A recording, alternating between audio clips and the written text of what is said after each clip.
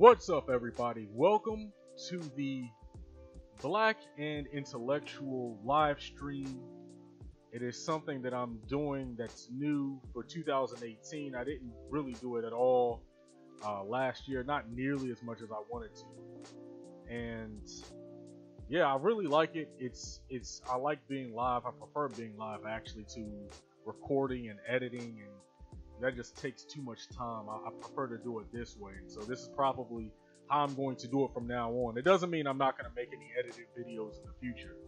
I definitely will, but this is just more convenient, and it's better in terms of time. Like I can just get all of my ideas out of my head and get all of my thoughts out about the current topics and the current stories without needing to spend extra hours editing and getting music in and all this other stuff. So this is how things are going to be for the time being. I'm still working on these daggone settings, though.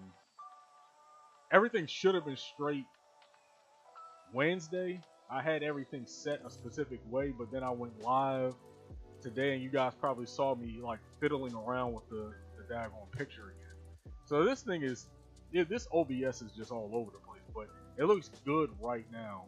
So I'm going to get started really quick. I want to go over about 4 stories. I want to go over this Trump Russia story, specifically this story from the New York Times about back in June, Trump wanting to fire Mueller, which was actually a story that came out months ago, and it just wasn't confirmed, and now it's being confirmed. So I want to talk about that and what that means, and I want to segue that into a discussion about the Republican derangement around secret societies and all of this talk about the deep state and this deep state coup against Trump. This is getting really dangerous, because what they want to do is they want to use this secret memo that nobody has been able to verify, and it's not actually based on any type of investigation. They want to use this as a justification to call for people to get arrested and fired, and it's really over the top. So I want to talk about that. Then I want to talk about this story that Sean King wrote for The Intercept about marijuana legalization, and in my own words, how marijuana legalization still is a highly racialized issue. Like the entire industry, first of all, is racialized. Not necessarily because of the entrepreneurs, but it's racialized because of these laws and how these laws are being written, and how these laws are being written to exclude black and brown entrepreneurs.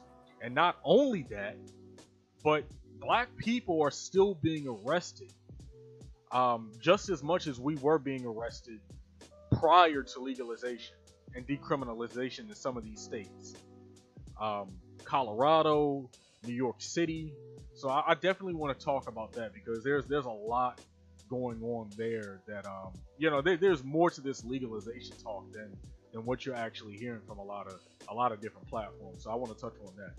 And then if I get around to it, I want to touch on this obscure story about this AutoZone employee, or this former AutoZone employee, who was fired after being the victim of a racist attack by a Trumpkin, a Trump supporter, who came into this AutoZone and used all sorts of profanity and called this black AutoZone employee out of her name, and called her all sorts of N-words and this, that, and the third. And when she complained about it, she got fired.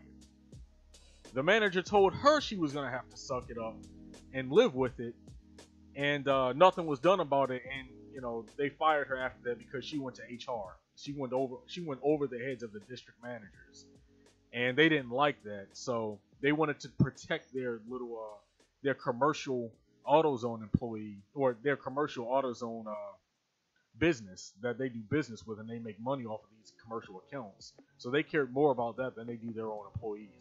That's really the basis of that entire story. So she's getting into it with them on the legal front. So I want to touch on that story as well. But I may not get around to that, because some of those first stories that I mentioned, I think are much more important, and I might spend a lot of time touching on this stuff. So let's get started.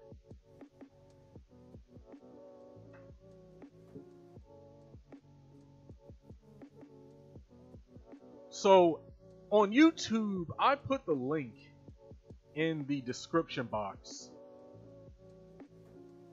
about this story from the New York Times that just broke. Now, Trump is over there in Switzerland.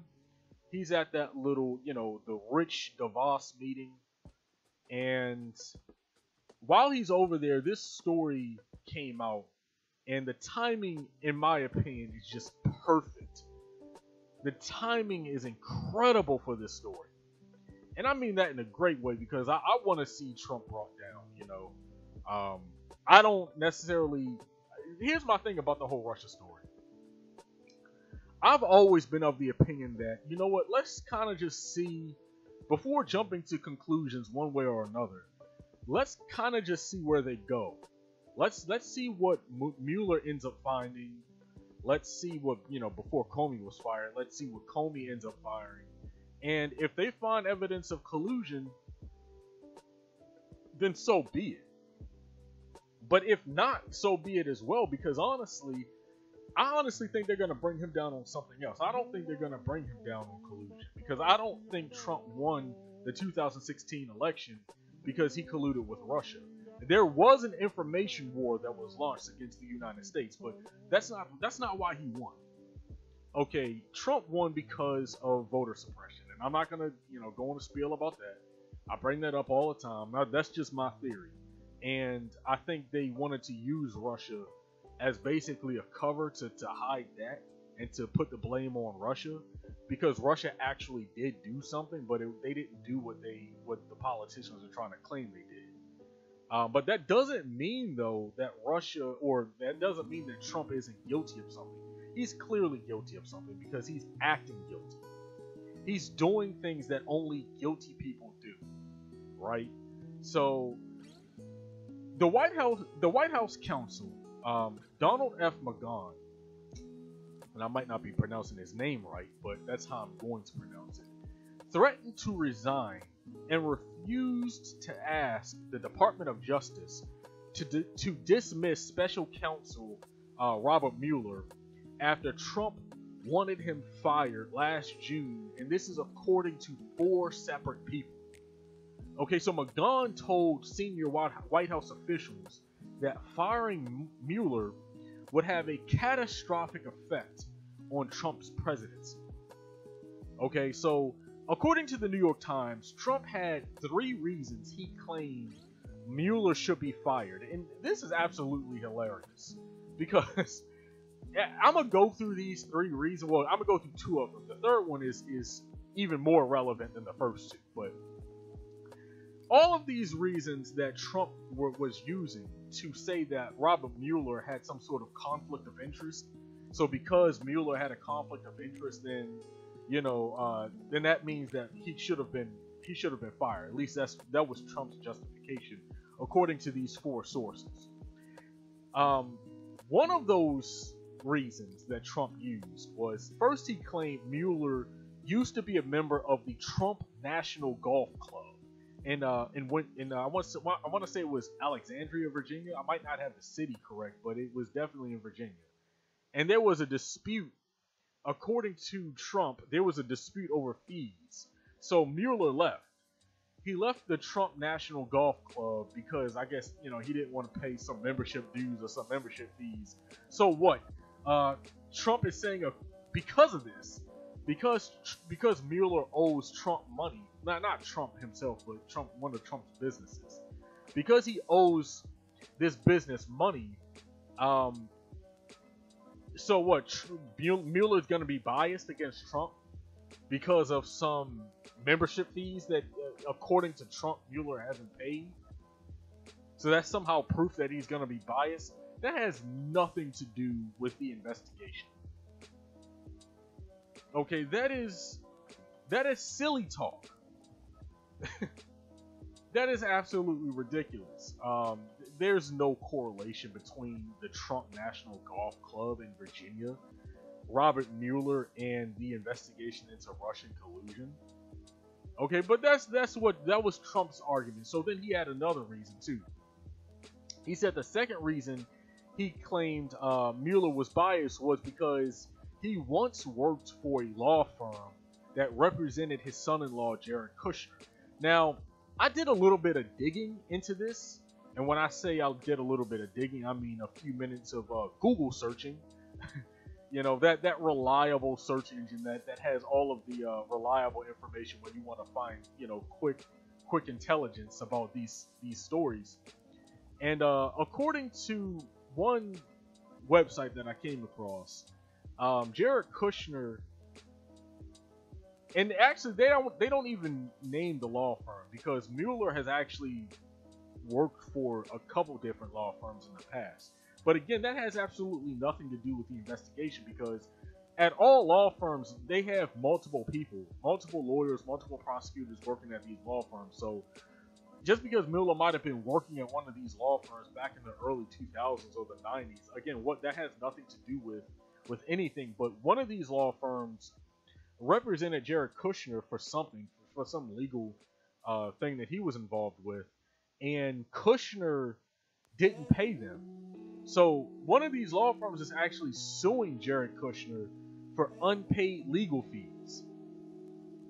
So according to Trump, this is a conflict of interest because according to Trump, Mueller used to work for one of these law firms. Again, the firm, in my quick 10-minute research on Google, the law firm wasn't actually named, but Mueller apparently worked for one of them, and now they're suing Kushner.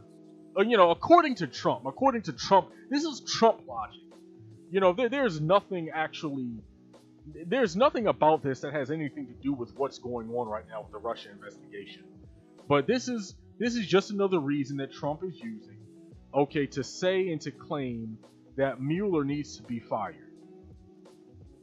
He's saying that because of this, Mueller needs to be let go because he can't be trusted because, he used to work, like years ago, used to work for an organization or a law firm that's now suing his son-in-law, Jared Kushner.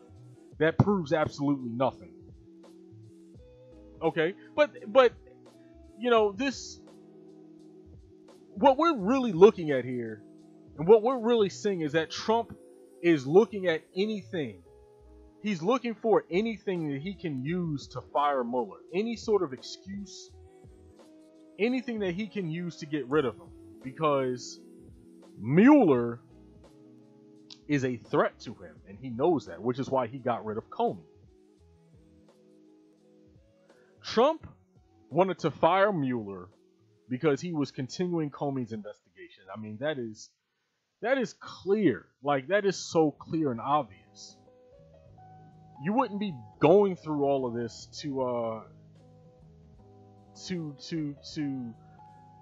you wouldn't be going, let me put it like this. You wouldn't be doing all of this if you weren't guilty of something. You wouldn't be clutching at straws, looking for reasons to fire Robert Mueller if you didn't do something. I mean, and I know a lot of people, even on the left, there's a debate about this. There's a debate about Russia because you have a lot of politicians who are using the Russia investigation to push their own agenda. They're using the Russia investigation to target black people on Twitter, black people on YouTube. They're using the investigation to call people Russian bots and call people Russian trolls because they're not going along with the scripted program. So there's a lot of muddying of the waters that's going on with this Russia investigation, which is why, like I said earlier, like I don't really have a dog in the fight. I want to. If they have something that'll bring down Trump and hopefully Pence too, whoever, and however many people they have to bring down in the Trump administration, I'm all for it because I think this is a corrupt administration, and I don't believe corrupt people should be protected. Whether they're Republicans or Democrats. You know what I'm saying? So, I think some people jump way too quick to sort of brush this off. And there's a lot of smoke. Now with this story, I don't know that this story by itself is fire. I don't think this is a smoking gun type of story, but it does prove that that Trump and White House officials who have said for months that Trump didn't want to fire Mueller, that he hasn't been thinking about firing Mueller, it means that they have been lying through their teeth. Ladies and gentlemen, they have been lying through their teeth. Press Secretary Sanders, she's been lying through her teeth. Trump has been lying. All of these people are lying to you. That should be obvious. Like, and it's funny, like, why? Because I've been watching like CNN and MSNBC, and I've been paying attention to like how they've been covering this story, and they're acting all shocked and stuff like, oh wow, like we didn't know Trump, was this full of it. We didn't know the White House was this full of it. Like, really? As many lies as these people, especially Trump himself, has been caught in, or have been caught in, you guys are still taking their word for it? Really? You guys are still being that gullible? I personally think that's a little ridiculous. But yeah, like, so right before I end this story, like, think about all of the people that Trump has fired or pressured because of the Russia investigation. Okay, and this is a lengthy list. This is not a small list. This is, again, for the people who are still a little bit in the denial about, you know, there actually is fire to this. You know, where there's a lot of smoke, there's going to be some fire. You know, just listen to this list. I saw, you know, Keith Boykin on Twitter. He had a tweet, and it, you know, had a lot of retweets and a lot of likes, and it listed. I want to give credit where credit is due. It listed all of the people that Trump has pressured or fired. Check this out: Attorney General Jeff Sessions. Okay, that's number one. The then acting Attorney General Sally Yates. Deputy Attorney General Rod Rosenstein. Okay, U.S. Attorney Preet Bharara. Of course, we know former FBI Director James Comey. FBI Director Christopher Wray. Deputy FBI Director Andrew McCabe. And now we know we can add number 8 on this list is Special Counsel Robert Mueller. These are all people who have been fired or pressured in some form or fashion because of the Russia investigation regarding Trump. Like, you can't have all of these coincidences. All of these coincidences, and there's not something to it. Like, all of these people aren't getting threatened and fired because there's nothing to it, because it's all just one big conspiracy by the Democrats to hide, you know, their failings in the 2016 election, which they had a lot of failings, and let's be honest about that. But yeah, like this, you know, I want to segue into the Republican derangement about secret societies in the deep state, because that ties into all of this. That ties into this Russia investigation. That ties into Mueller wanting to, in the very near future, interview Donald Trump about this investigation. And so you have this wild conspiracy theory that's being perpetuated all over Fox News. Okay, in the House of Representatives, amongst House Republicans, and even one Senate Republican. Okay, Ron Johnson, he's on this bandwagon too. You see this all over YouTube and all over, like, the alt-right. All of these people are pushing this deep state conspiracy theory of that there's somehow some sort of coup being manufactured within the DOJ and within the FBI among Obama and Clinton loyalists, okay, but to bring down Donald Trump. And I cannot express to you, ladies and gentlemen, my black and intellectual family, I cannot express to you guys how dangerous this is. And how they're using this they're calling the Russian investigation fake news. No, this is the fake news. The secret societies and the deep state conspiracy theory, that's the fake news. They're already getting their conspiracy created. They're already creating their conspiracy for when Mueller perhaps brings down Trump and brings charges against Trump and other former and current members of the Trump administration because of whatever he finds, whether it's collusion or whether it's these dealings with Russian oligarchs, whatever the case may be. They're already getting their lie together, guys. They're doing it in plain sight. Okay, so major right-wing Republican voices are pushing this conspiracy theory, such as Trey Gowdy and Senator Ron Johnson, like I mentioned earlier, but it's also Lou Dobbs, and it's also a bunch of these sycophants and crazy people on Fox News. And I want to read a part of this article from the New York Times, or not the New York Times, the Huffington Post. Well, actually, no. Before I get to that, let me go over the memo, because this secret society and deep state conspiracy theory is really broken down into two parts. There's a memo, and there's a group of text messages between former members of the FBI. So you have Devin Nunes, or it's really Nunez, but he writes it Nunes to make it sound more Europeanized, because he wants to take out that that twang, so he says Nunes. But he's ginned up this 4-page memo. And this 4-page memo is at the center of this conspiracy theory. And Devin Nunes himself wrote this. He wrote the memo. And honestly, check this out. It's not even an investigation. So this is not like something where there was this investigation, this long, deep, months-long investigation into, some sort of conspiracy. No, this is just a memo that Devin Nunes wrote.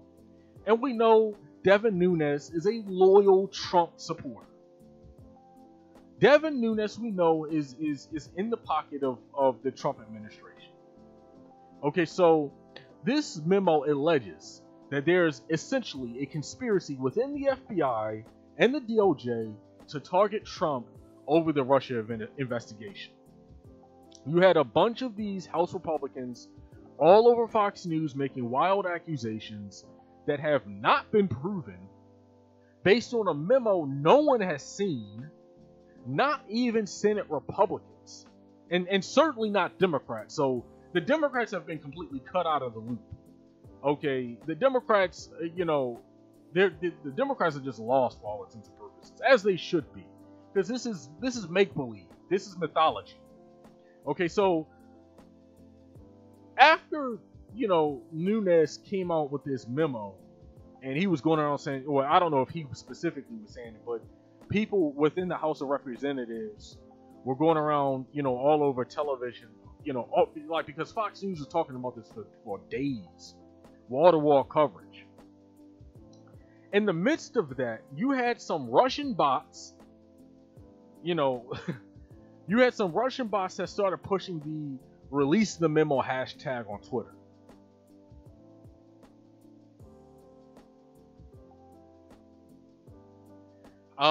Because the memo got started. I mean, not the memo. The trending topic on Twitter got started because they said, yeah, let's release this memo because in their eyes, they're thinking they thought it would bring down the Russia investigation. They thought it would expose the Russia investigation for being what it's really about. So release the memo. It's a conspiracy. It's a deep state conspiracy. Blah, blah, blah, blah, blah. So that got started because of some Russian bots, according to reports. And this is what Dianne Feinstein and some other Democrats are claiming. At the end of the day, Republicans control all levels of government. To have this release, this secret memo that nobody has seen but a handful of people, so they can spread conspiracy theories in the public, they control all levels of government. So House Republicans have the majority on the House Intelligence Committee. Okay, they have the majority, so they can be like, yeah, let's go ahead and release this memo. Then Trump, they could send the memo to Trump, and Trump would have, I think, 5 days to authorize the memo's release. Okay, so if this were true, let's think about this for a second, y'all. If this deep state conspiracy theory were true, why do we not see it? Why do we not? Where's this memo at? Where is this memo that proves the conspiracy? If the conspiracy is real, let's see it. If there's really a deep state conspiracy, and Ron Johnson is running around all over CNN talking about he has these informants, he has these secret informants. Like, if this is all real, if this is not make-believe, then yeah, release the memo. I want to see it. Let's stop playing games. Let's put all our cards on the table. In reality, Black and Intellectual family, you guys know, anybody who listens to me, you guys are already smart. Like, you guys know shit. People who listen to me know stuff already. So you guys are already in the loop. You guys already know what I'm about to say. There is no damn memo. Well, no, there is a memo. But there is no conspiracy. That's what I meant to say. There is no conspiracy. There is no deep state, top secret, clandestine, Illuminati, Bilderberger, foaming at the mouth, Alex Jones conspiracy theory or conspiracy within the FBI and the DOJ to bring down Trump.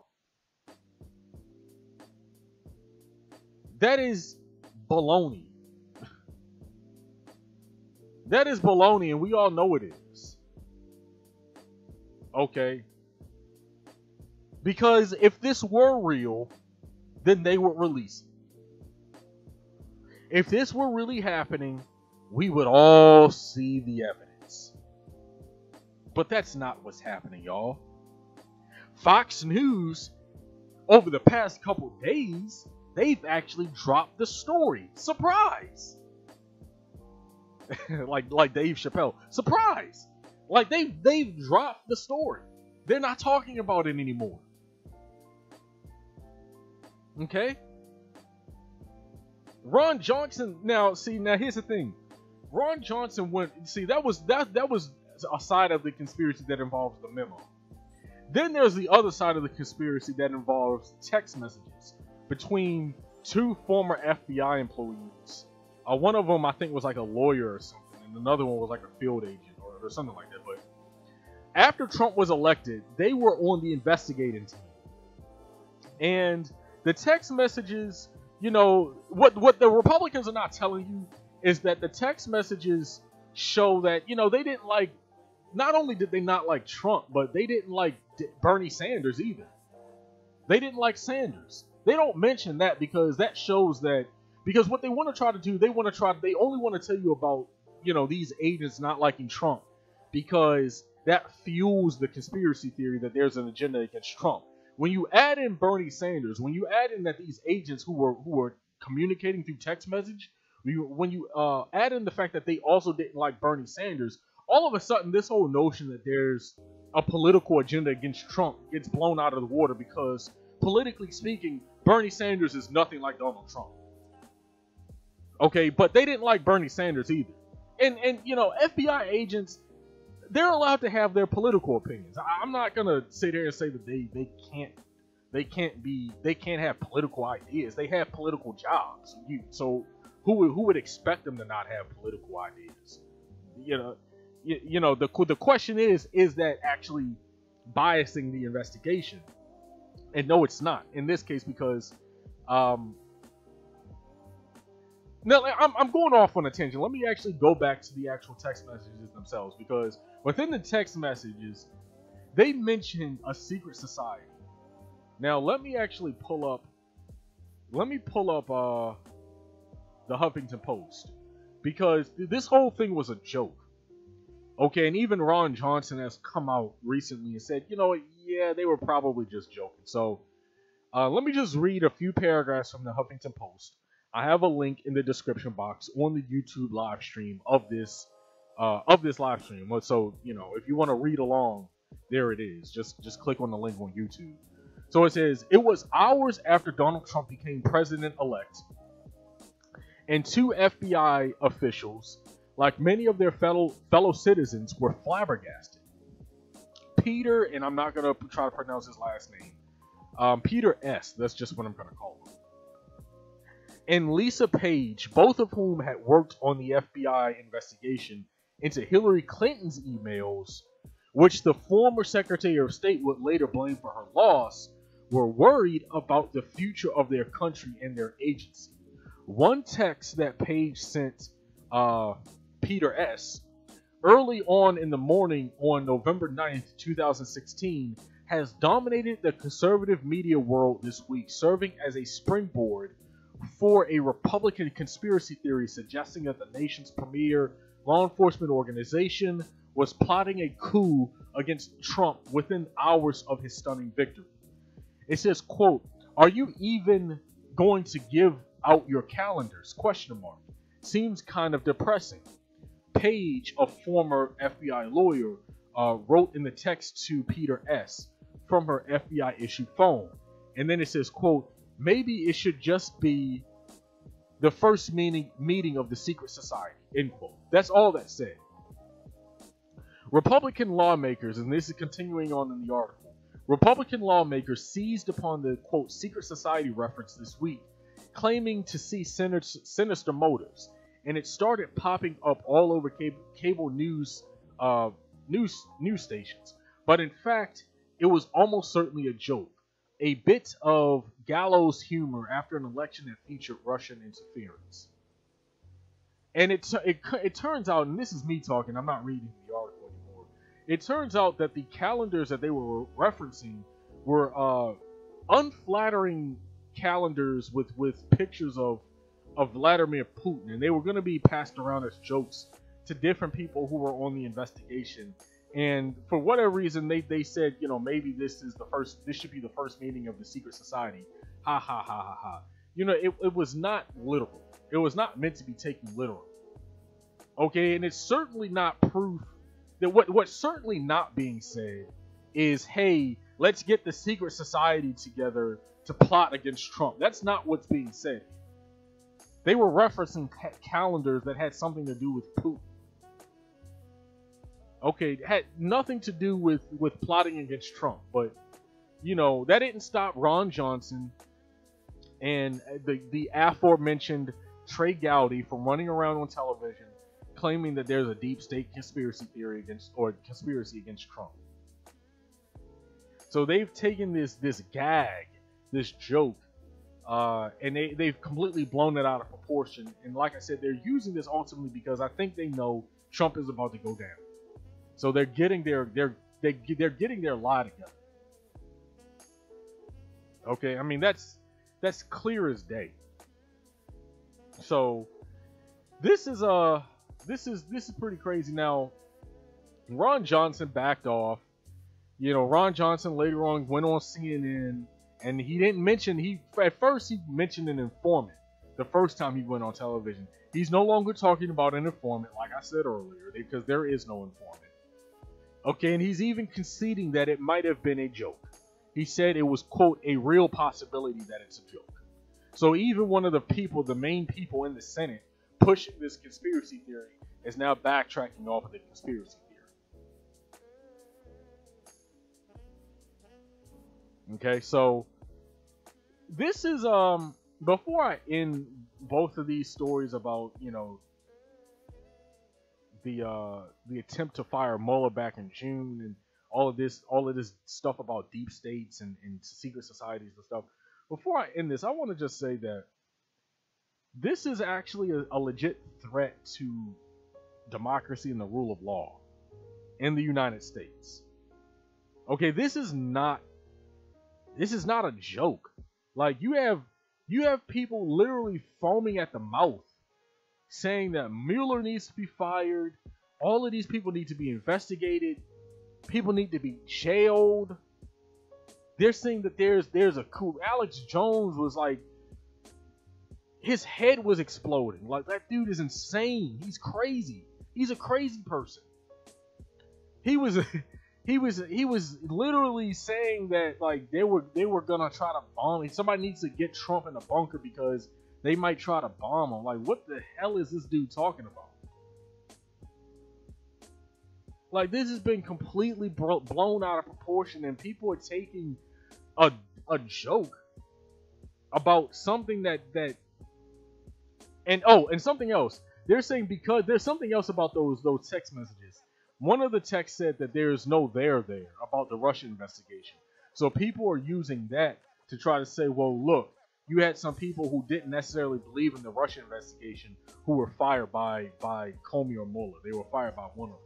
So you see that's proof. That's more proof that, you know, there's a conspiracy against Trump, because the two people who didn't believe that there was Russian collusion were let go. So whatever, like that's their talking point. Um, I'm more concerned about how this is being used within the right wing media and how dangerous it is. So just just be mindful of everything that's going on right now. And one last thing, let's talk about the right wing hypocrisy around police and law enforcement.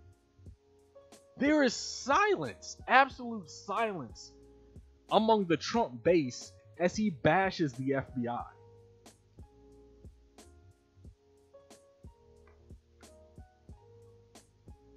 These are the same people who go on and on about law and order, okay, about respecting the police and respecting the flag, and why are you kneeling? You're disrespecting the troops, you're disrespecting cops. Yet and still, Trump attacks the FBI all the time. He has consistently called the FBI's allegiance into question. He has fired Comey. He wanted to fire Mueller, and I just find the hypocrisy stunning.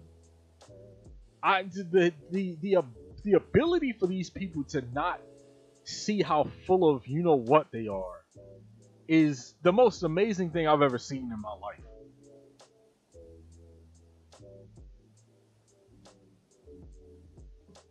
They will literally bash Colin Kaepernick, bash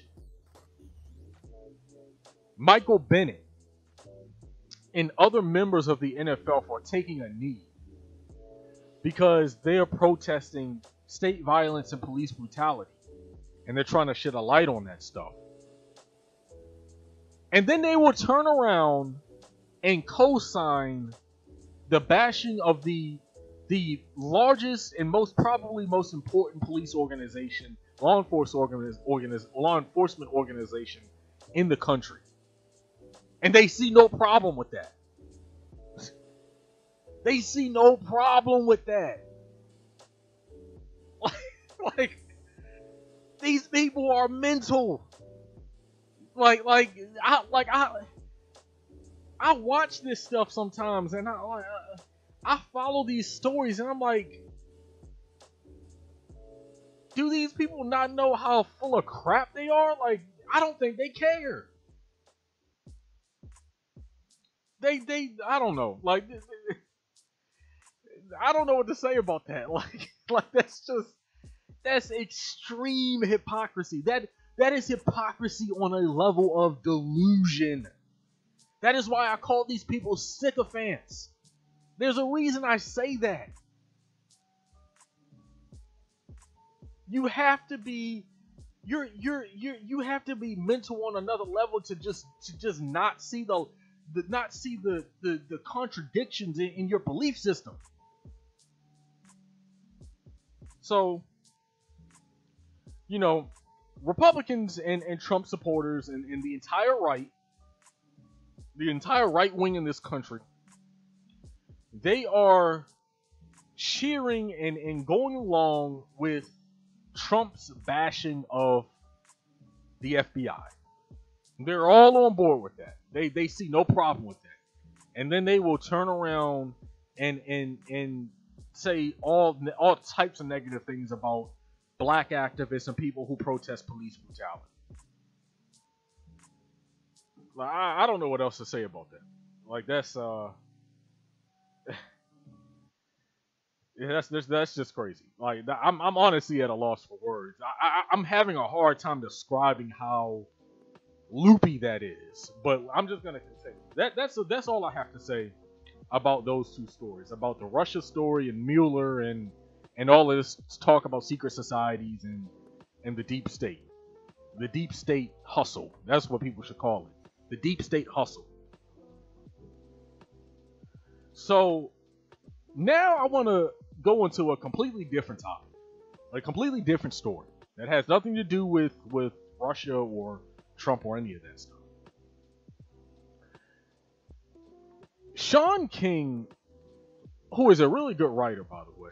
I like a lot of his stuff. If you follow me on Twitter, I'd retweet a lot of his stuff, retweet and like a lot of his stuff. Um, he works for The Intercept, and he wrote a very good article. It's not the only article of its kind. Like, there have been several articles written about this. There was a really good article written in the Atlantic talking about the failed promises of marijuana legalization. There have been some good videos and some small little investigative reporting videos that have been made that are on YouTube about it. The title of the article is "Despite Liberalizing Marijuana Laws, the War on Drugs Still Targets People of Color." And that's true. Now, let me say first and foremost that I am supportive of marijuana legalization. Okay, I'm supportive of it because it's the right thing to do. It's the right thing to do, and it makes sense. You know, it shouldn't be illegal. And then, too, we already know the drug war was started to basically attack the black community after the end of the civil rights movement. Actually, it was during the Nixon administration. You had civil rights activism still going on at the time, and you had the whole civil rights movement, the Black Power movement. All of that stuff was happening at the same time, or happening concurrently. And I think Nixon and a lot of the right wingers at the time wanted to create a system that would attack black people. And this is there's evidence, and you read the new Jim Crow, you watch the documentary 13th made by Ava DuVernay. There's tons of evidence out there to support this idea, to support what I'm saying. They created this basically, in my opinion, as a way of attacking the black community after the end of the civil rights movement, out of spite, because they were essentially forced to give in to black demands. So they criminalized something that black people do. And you've even had former Nixon officials who have come out and corroborated that. So we know why the drug war exists. We know why it was formulated and created. Okay? So I wanted to lay that groundwork before going into the article itself. So I'm going to jump around in the article. I'm not going to read the entire thing, but it starts out by saying the huge failure we know as the war on drugs is back in full force. Under the Trump administration, thanks in no small part to Attorney General Jeff Sessions, Jeff Sessions' retrograde tough-on-crime approach to drugs. It's not hard to understand why someone like Sessions, with a history of racism, will love the war on drugs. In reality, it was always a war on a very particular set of people, and you can probably guess who those people are. That's what I was talking about a second ago. Obviously, it's black people. They like to throw in hippies too, but and that might have been the case in the 60s. It might have been black people and hippies, but over time, no, it was really just about black and brown people. All of the white hippies, they kind of ignored for the most part. I mean, a few of them would get caught up. A few white people would get caught up in the drug war over time, but not nearly as much as black people. Black and brown people, especially black people, we already know from the numbers and from the data, are disproportionately affected by the drug war and by anti-marijuana laws.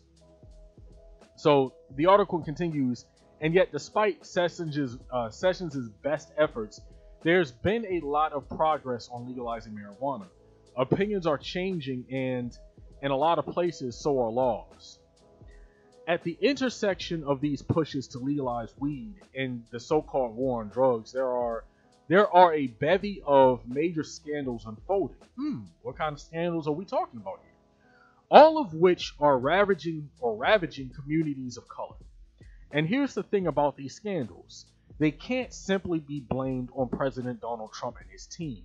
Instead, they're deeply rooted in a bipartisan type of anti-blackness. I agree with that 100%.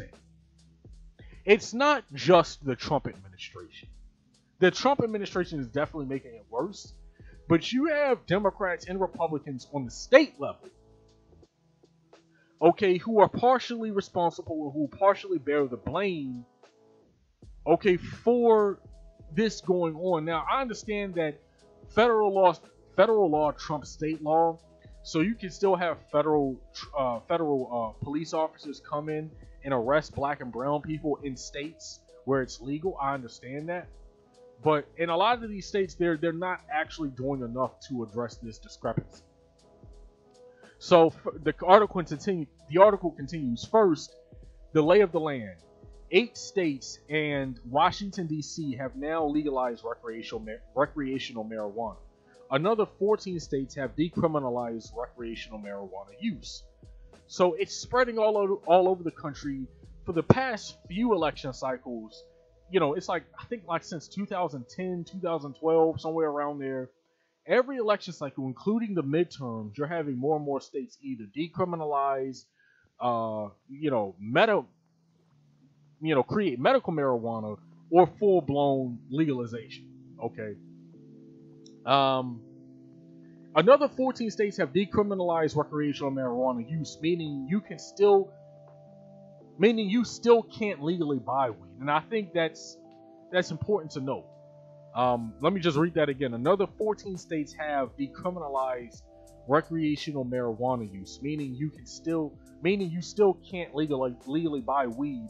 But if you are caught with a very small amount of it, you are supposed to either get a pass or a citation.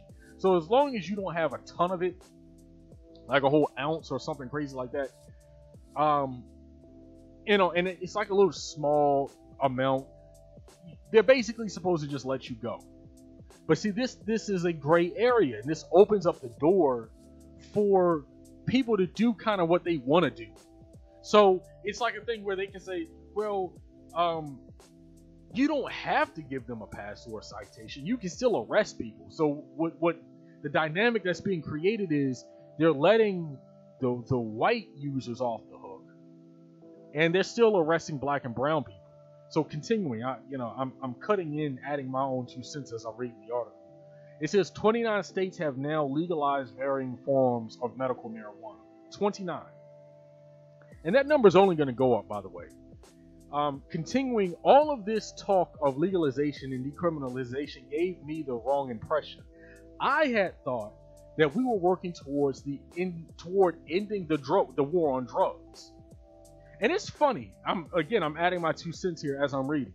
It's funny. Don't y'all realize all of these states are legalizing marijuana and decriminalizing it and providing medical marijuana? You don't hear really anybody outside of like Cory Booker I'm gonna get into this in a second, but Cory Booker has introduced legislation in the Senate,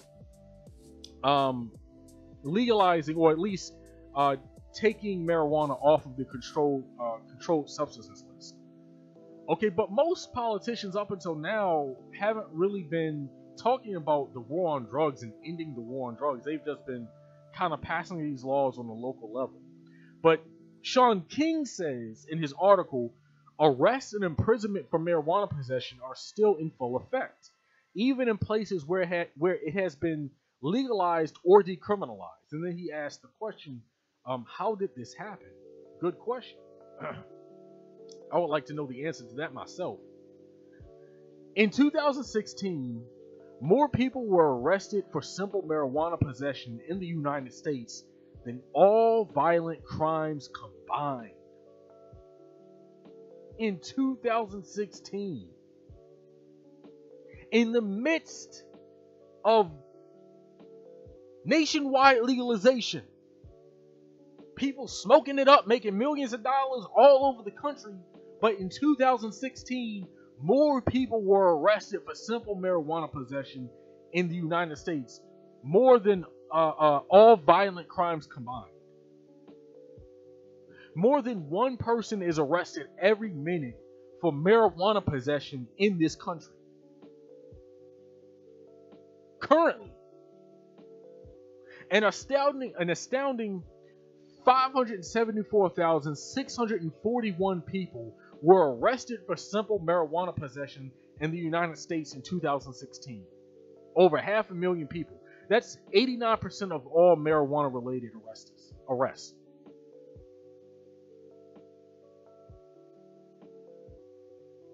These aren't dealers, distributors, or kingpins. That's very important.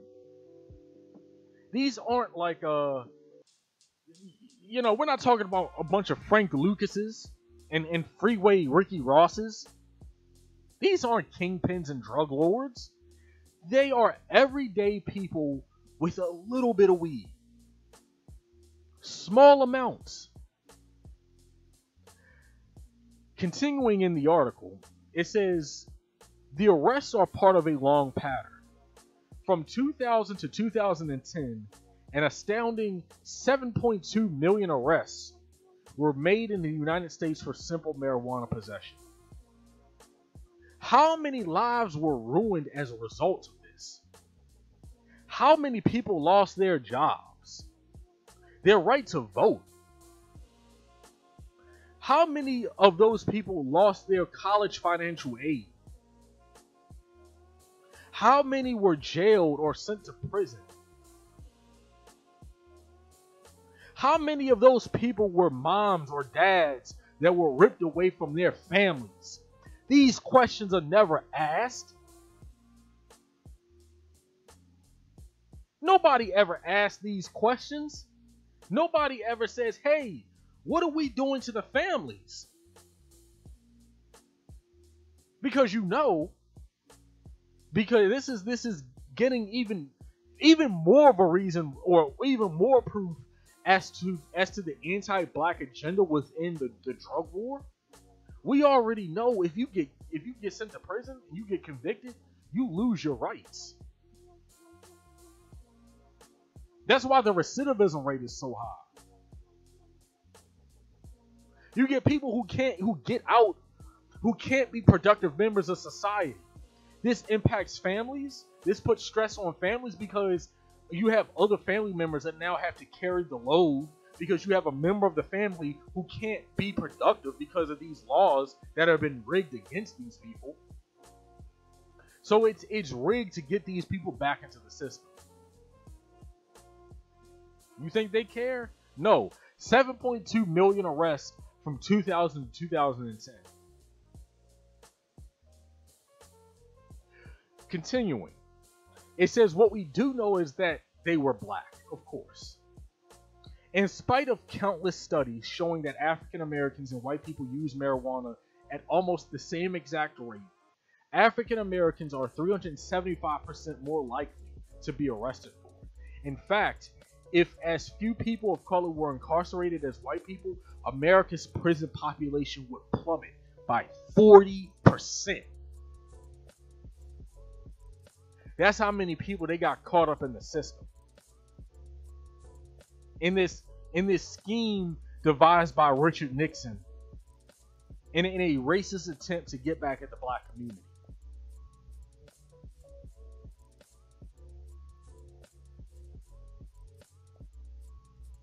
Now, I'm going to skip down a little bit.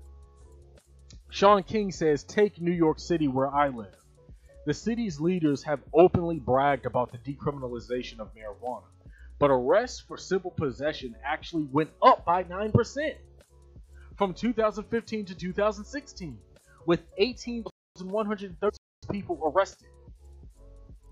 It went up in the midst of decriminalization. In a 2016 interview, New York City Mayor Bill de Blasio said, quote, we stopped the arrest for low-level marijuana possession, end quote. But that's simply not true. 96% of those arrests in New York were busted for low-level possession. Over 50 people a day are still being arrested for it in New York City alone, in the midst of decriminalization. So that tells you right there. That tells you no, they're deliberately not going after certain people. This is the marijuana legalization is highly racialized. I support it because it should. Don't get confused. It should happen. Okay, but it needs to happen on a federal level to prevent this from happening. To prevent people from just still being able to arrest people because it's still technically illegal on a federal level. But even at the city level, You know, you can have it decriminalized at the city level and they still arrest people disproportionately.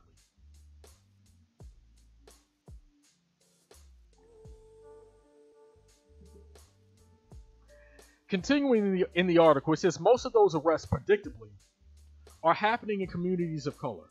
The new numbers for New York City's 2017 marijuana arrests just came out, and they hardly budged. The 2017 numbers, just last year, were on par with the numbers from 2015 and 2016. Arrests only declined by about 1%. That ain't nothing. Disappointing many advocates and attorneys who took the mayor's word on this issue. And look, this gets into the Democratic Party. I'll go in on Republicans all day long. I'll go in on racist right wingers and white supremacists all day long. But I am an independent. So I don't bite my tongue about the Democrats. Because I know a lot of Democrats at the local level and at the state level aren't much better. They use our votes to get into office.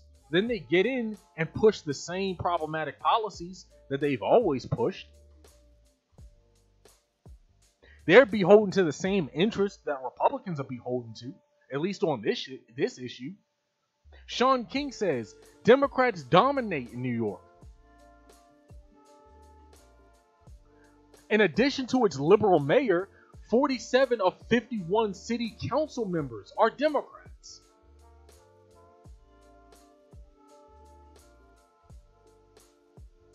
Okay? New York can't blame arresting 50 people a day for low-level marijuana offenses on Sessions or Trump. I agree with that 100%. Sean King is spot on when he says that. This is a state issue. As much as Trump and Sessions are trying to bring back the drug war, well, not bring it back because it never went anywhere, but as much as they're trying to erase what Obama did, the little small gains that Obama made on this issue when he was president, by basically just looking the other way and allowing states to legalize without getting in the way of it. They've been doing away with all of that stuff, but what's going on in New York right now, and not just New York, but Sean King doesn't mention this, but in other states as well, like Colorado. This is also happening there, in other states. What's happening on the state level, you can't say anything about Sessions or Trump.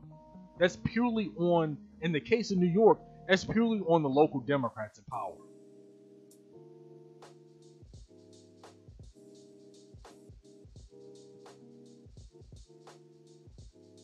Oh, okay, so Sean King does mention Colorado.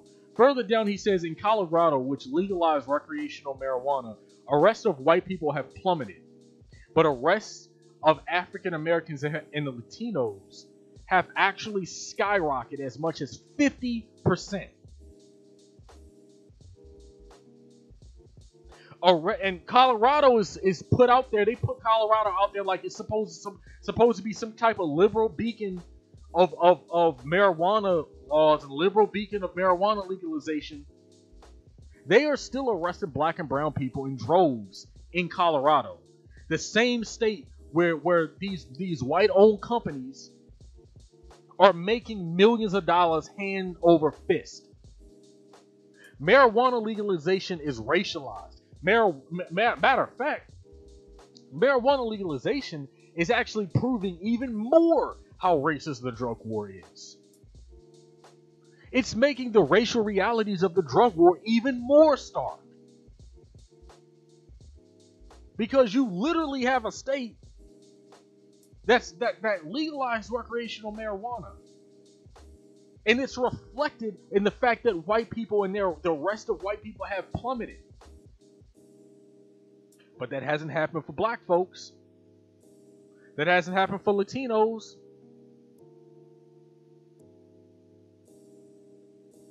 And then Sean King asks, one has to ask, For whom did Colorado make marijuana legal? Question. Who was that for? Apparently it wasn't for us. And then you wonder why when they pass these laws are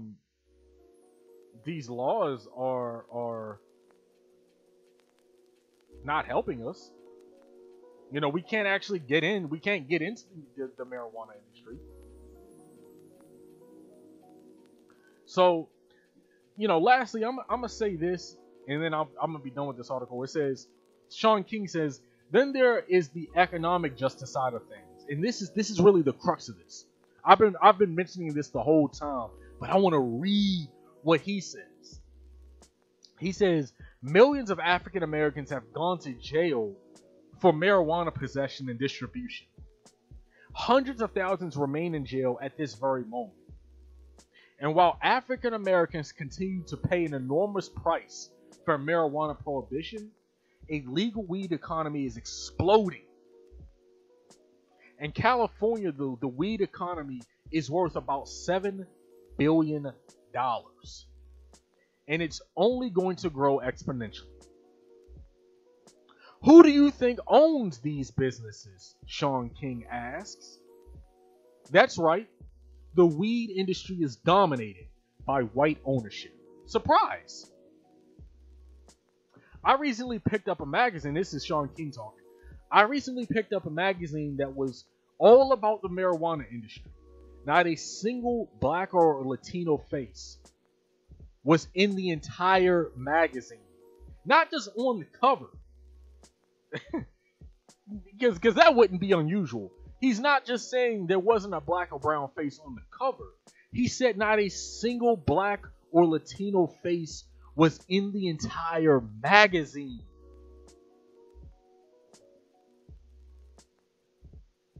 That people of color are largely shut out of the legal cannabis industry after paying the heaviest price for it is the definition of white privilege. And I agree. I agree 200%.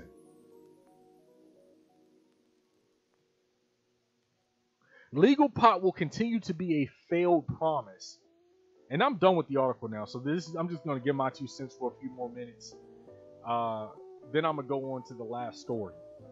Legal pot will continue to be a failed promise until states also end the criminalization of users and release people from prison, or drastically reduce time served who were convicted due to being caught with marijuana. So it's going to continue to be a farce until they start releasing people from prison and stop disproportionately arresting people. Because what's happening now is they're still arresting people. They're maintaining the status quo because, look, they have all of these deals with the private prison industry. Private prison stocks have gone up since Trump has been into office. Private prison stocks have skyrocketed under the Trump administration. So do you think that they're not gonna still continue to arrest black people? And they have quotas to fill? They have prison beds to fill? So this is not holistic. This is my problem with this crap. They need to take a holistic approach to legalization. It can't just be about legalizing recreational use. It has to also involve releasing people from prison and destroying, at least on a state level, gutting the private prison industry. If you don't do those 2 other things along with legalizing for recreational use, you ain't doing nothing. You're playing games. You're trying to maintain the status quo while allowing white men and women to form these companies and make millions of dollars while black and brown people in the same damn states sit in prison jail cells. You're making the problem even more racialized than it was before. Now, California continues to be at the forefront of progress, and some of you may or may not know they fully legalized in the last election. and it just went into effect this month, the beginning of this month in January. And there's an article written. I'm not going to read the article. You can pull it up, or I might link it in the description box. They're offering people a second chance who are in jail on marijuana convictions. So they're going to allow hundreds of thousands of people to either be released from prison or have their time drastically cut. I just want to make sure those benefits are extended to black people too, because knowing them, they'll release all the white people and leave the black people in prison, knowing them.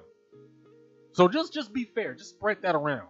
Just allow. But I don't think every state has something like that on the books, and because most states haven't fully legalized.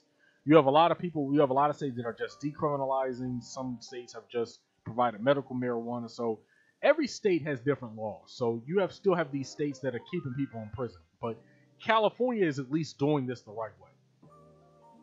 At least they're trying to. And something else, like these marijuana laws have to be more inclusive. Okay, the pot businesses, one of the reasons why they're owned mostly by white people is because the cost of entry, the barrier for entry is high. It is extremely high. Okay, so they're doing that on purpose. They write these laws intentionally. These politicians, they write these laws intentionally to keep us out, because they don't want black people, who are the biggest victims of the drug war, they don't want black people profiting off of this. They want to cut black people out, and they want their own people, their own kind, making all of the money off of this, while they still allow the private prison industry to make money off of black bodies through neo-slavery. Got black people in prison doing doing all this work and farming and working for like under $1 an hour, like 50 cents an hour, just some crazy stuff. And you have all of these major corporations. There's a whole list of corporations that use prison labor. Like that's how effed up this system is. I just did the story on Wednesday about the former police chief in Prospect, Kentucky, who told a recruit literally to shoot young black people, basically shoot black children if he caught them with marijuana. Now I don't know what the marijuana laws look like in Kentucky. I didn't look that deep into all of this, but yeah, like the marijuana legalization drive, that's all racialized. I support it because it should happen, and you shouldn't throw people in prison because of weed. That's just stupid. And then we already know, like I said already a couple times, we already know why the drug war was started. So marijuana legalization needs to happen, but it needs to be fair, not racialized. You can't do one thing and not do the other. You can't legalize recreational use and still maintain the prison system that's profiting off of it. That's ass backwards. So, like I said, Cory Booker has legislation. I think Congresswoman Bass, she has some legislation. She might have co-sponsored it or something like that with Booker. I don't think it's going to go anywhere because this Republican Congress is not going to pass something like that. But hopefully, if we can get a progressive in office, whether it's Bernie Sanders or someone else in 2020, hopefully by then we'll have a strong enough position in Congress to get something like that passed. But it's not going to happen right now. So, the last story I want to cover before I end this live stream, because I've been going on for over an hour now, so I want to end the live stream, but the Atlanta Journal-Constitution, AJC.com, I saw this story trending on Twitter, and I like to cover stories that don't get a lot of attention, because this is a story about a racist Trumpkin, a racist Trump supporter, who went on this tirade in an AutoZone. Apparently he was they call it AutoZone commercial.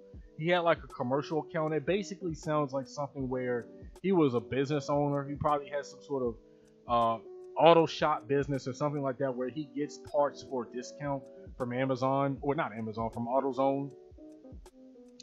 And he called in to AutoZone looking for a particular employee. And the woman who answered the phone, couldn't find who he was needing. So he cussed her out on the phone. And then, she probably thought it was going to end right there. But no, it didn't end there. The racist customer came to the store. He came to the AutoZone. He went to the AutoZone. And hold on, I'm finding the place in the actual article that has it written, that has it spelled out.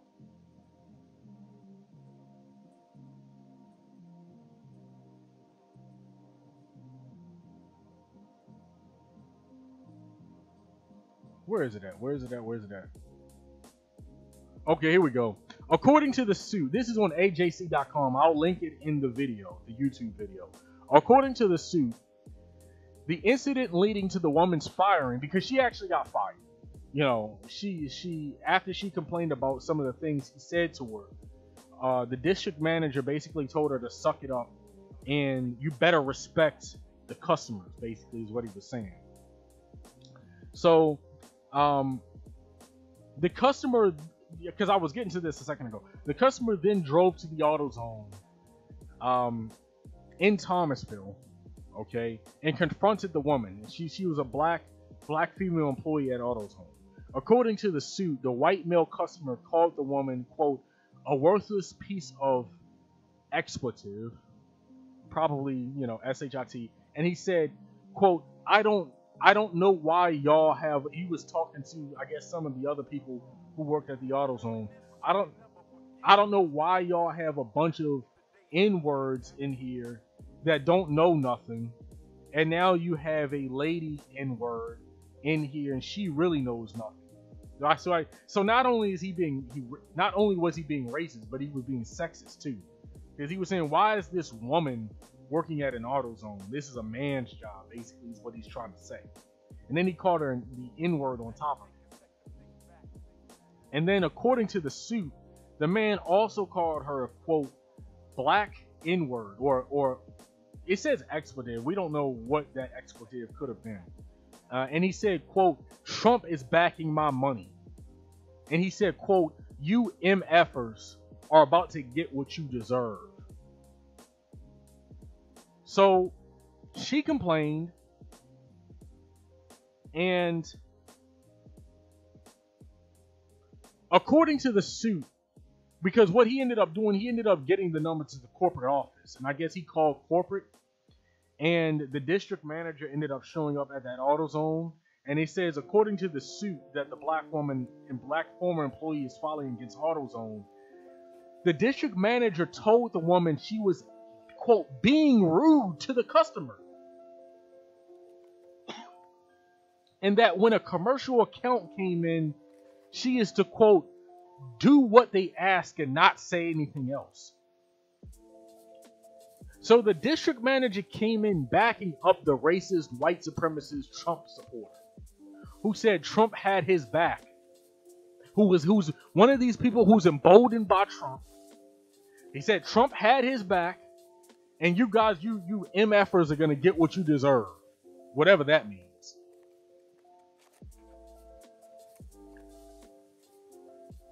And the district manager had the nerve to tell the black employee who was verbally insulted and assaulted that she was being the rude one. He told her to suck it up. He said, quote, those were just words. Y'all see how some of these folks in the community, the white community, y'all see how protective a lot of these folks are of their racist brethren? It's not just the racists and the white supremacists we have to worry about. It's the people who enable them. It's the people who apologize for them. It's the people who make excuses for them and say, they're just words, just suck it up. He called you all sorts of N-words. You're the one being rude, black woman. You were the one who offended him. And you should have shown him some respect. Put some respect on his name. So, she's doing the right thing. She got herself a lawyer. She lawyered up. And she's suing the pants off of AutoZone for violating her rights, specifically the Civil Rights Acts of 1964 and 1991. That's what her lawyer, and that's what the suit is claiming. That she's a victim of racial discrimination. I hope she wins. It's probably going to be a hard case. I hope she has some sort of evidence. Maybe she has some sort of audio to back up. Hopefully she was recording what was going on, or hopefully there are some employees who can corroborate what happened. So she'll have some people who come to her defense, who were there, who seen what happened. I don't know. But I hope she wins. Because F that district manager. Screw him. So yeah, man, you just gotta watch. You have these people who are being enabled, and you have hate crimes have gone up since Trump has been. Well, honestly, hate crimes have been going up since before Trump, but definitely since Trump has come into office, you have way more hate crimes. People are emboldened, and people feel like they have the courage to go out and just be as derogatory and as insightful as they possibly can. So I just wanted to cover that story because you know I didn't think anybody else would, because it's kind of a small story. It's a local story. It's not a big major story like that, but it's just more proof as to what's going on.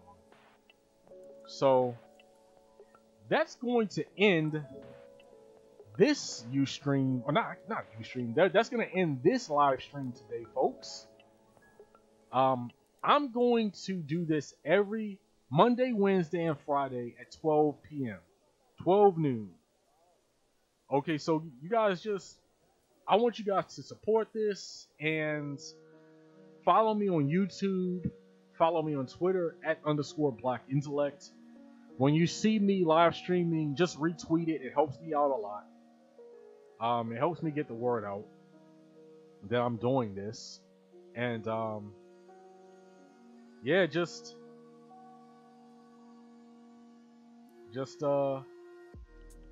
spread the news. Just spread the information. And that's going to be it. That's going to be a wrap. I will be back on Monday, 12 p.m. And I'll see y'all later.